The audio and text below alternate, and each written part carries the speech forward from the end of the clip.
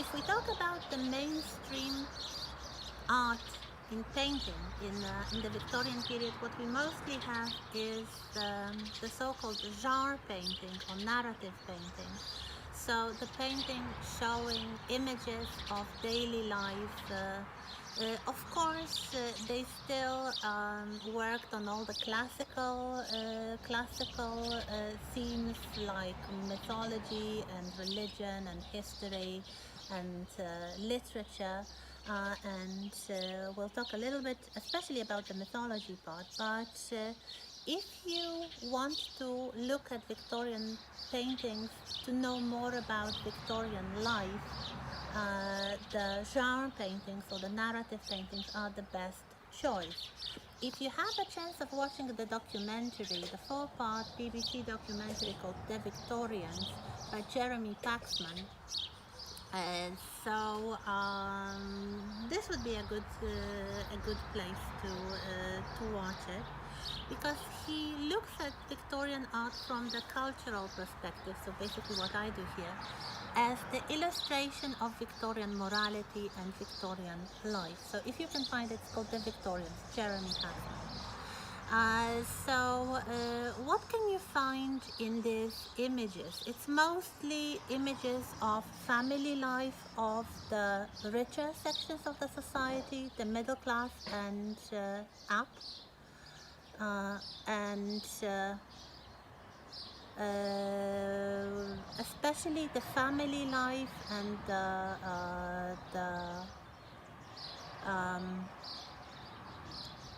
children, the animals, the women of Victorian period. So you may recall William Powell Frith, the chronicler of Victorian city life, mostly doing those grand scenes like Derby Day or the day at the beach in Ramsgate. So here we have his self-portrait with his family called Many Happy Returns of the Day, showing the scene of birthday celebration for one of his very many children, as you can see. If you watch the documentary, you will know that he was in fact leading a double life. So he had a wife and something like 10 children with her, and in another place in London he had a lover, and with her he had like, I don't know, 5 or 6 more children. And he led this double life for years until quite unexpectedly the wife saw him in the city where he was supposed to be somewhere else, and the whole scheme fell through. So it tells you something about Victorian hypocrisy as well. But of course you don't see it in the art, and the art exalts family life, especially this kind of middle class family life. And perhaps the best example here would be Charles West Pope's painting called Life Well Spent, and the title says it all. We have a middle class woman, a young woman by the look of her, already having 4 children, and staying at home and basically multitasking. She's reading and knitting and talking to her children at the same time, and her eldest daughter is already learning the trade by reading and minding the baby in the cradle. So this is again a comment on Victorian family life, on Victorian morality, on what was expected of women and what kind of life was supposed to be the life well spent. In a way, it's quite similar to this image of the royal family with children all around, but this time the husband is not there, because apparently, well, the husband probably in this sphere would be out of home working to support this big family. But of course, the woman is paying more attention to the boys, just as Queen Victoria did in Winterhalter painting. If we look at those sweet images of family life, there are basically 2 names that come to the fore. Britton Riviere and Charles, especially Charles Barton Barber, who specialized in sweet images of children and dogs, especially children and dogs. And if we look at the way that Barber especially looks at this subject, this is quite interesting to compare it with the 18th century images showing children and dogs, to see the change in morality. So in the Victorian period, children are absolutely angelic and dogs are absolutely humanized. So we have two examples here, but you can just Google the name of Charles Barton Barber and you will have dozens of sugar-coated images of family life of rich children and happy dogs.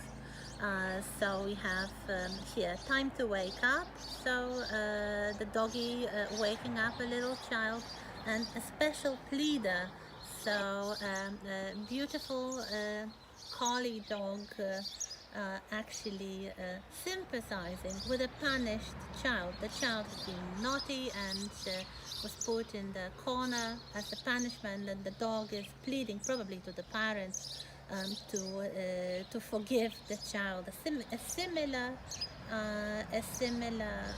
image is shown in Breton Riviere's Sympathy. So we have a child probably punished, sitting on the stairs, definitely quite sad, and the doggy who tries to comfort the child. Queen Victoria loved dogs, definitely more than she loved children.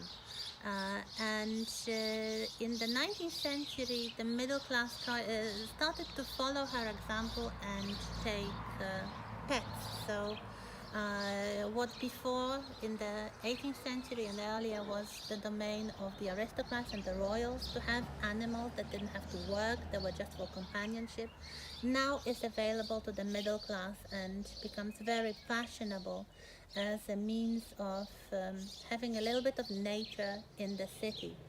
So having animals for companionship is something new. And of course, these animals in Victorian art are thoroughly anthropomorphized. They are like humans. They have human emotions. They just don't speak. So they are not natural. They are more humans than the humans. Just like children are not just humans. They are more than humans. They are sweet and angelic and beautiful and definitely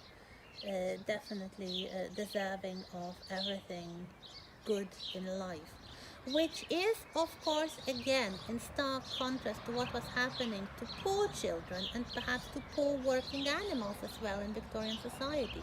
This is the time of rampant abuse of children, especially at the workplace. We have children working in coal mines. We have children working as chimney sweeps, so squeezing through narrow pipes and chimneys, and that's basically the same society. And the people who were swooning over the images of Breton Riviere or Charles Barton Barber were very often those who employed the children during the weekday to do the most horrible work available. So that's another image of Victorian hypocrisy. If we look at other aspects of Victorian genre painting, another artist that you may want to remember, another foreigner. There are lots of foreigners. Britain is really becoming a rich country, so we have many artists from continental Europe coming to Britain to live there, to try and make a career. One of them is the Frenchman, James Tissot, who became the chronicler of fashionable life of the last quarter of the 19th century. So he would show the leisure activities of fashionable, beautiful people, mostly from the so-called bustle period or the tournure period, when the fashionable dresses had those kind of protrusions at the back. So we have people enjoying the balls and yachting and social gatherings, and you have James Tissot illustrating that. Another illustrator of the fashionable high life was William Orchardson, although he was a bit darker in tone. He mostly painted interior scenes with a bit of melancholy, like the one that you have here, William Orchardson's Her Mother's Voice. We have an older man distracted from his reading by the voice of probably his daughter, singing at the piano in the company of a young man, possibly her fiancé. And the title suggests that the older man, is a widower, and his daughter has a similar singing voice to his now dead wife. So he is reminded of his youth. He is reminded of the happiness he had with his wife. Some more examples of mainstream Victorian art. For example, portraitist, the British portraitist George Frederick Watts, who would paint portraits of the great and good of the Victorian society, such as Josephine Butler, for example, a great social reformer, who would paint, this is an interesting one, Choosing, showing his young wife. She was 16 when they married, and he was, I think, in his 40s or later. She would later divorce him and have a splendid career as an actress. Her name was Ellen Terry, but when she was his child bride, he painted this beautiful portrait of her choosing a flower, possibly to wear with her evening dress. Or symbolic paintings like Hope, shown here, with this kind of classical looking figure, like someone from Edward Burne-Jones's painting, perhaps, playing on the last string of a lyre, so kind of last hope. The last subject that very often appears in Victorian art of the mainstream is, of course, the military glories of the British Empire. So we have two works here by Henry Nelson O'Neill, showing the soldiers embarking on the boat called Eastward Ho, and then next year he painted the companion piece called Home Again with the same soldiers. You can see the same characters returning from the military mission. The military mission in question in 1857 would be to crush the rebellion in India, to crush the so-called Indian Mutiny. This was the period of peace in Britain, but of course the empire was almost always engaged in some sort of military conflicts, and the biggest ones were the conflicts of the 1850s, the Indian Mutiny and the Crimean War.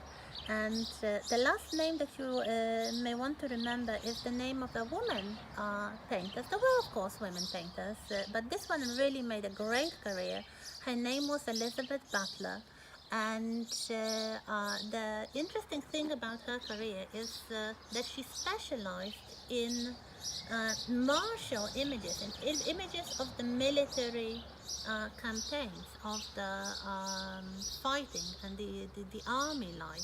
So something you would not normally associate with a woman. And her most famous, most successful image was painted in the 70s, and it was called Balaclava, after the most famous battle of the Crimean War, in which British troops were involved, the so-called Charge of the Light Brigade, which was a splendid calamity in the history of the British Empire. Lord Tennyson wrote a poem about that, The Charge of the Light Brigade, and Lady Butler painted this accusatory work showing the the battered troops after the battle was over. So the wounded and the shocked, and especially if you look at the soldier in the foreground, he looks kind of accusatory way because as it was known, and it was actually known by the press as well, so it was known by everybody. This whole charge was a result of a blunder of the officer who led the cavalry against cannon fire. So here is a rather disastrous battle, which nevertheless was turned into a kind of moral victory for the British Empire. And we continue.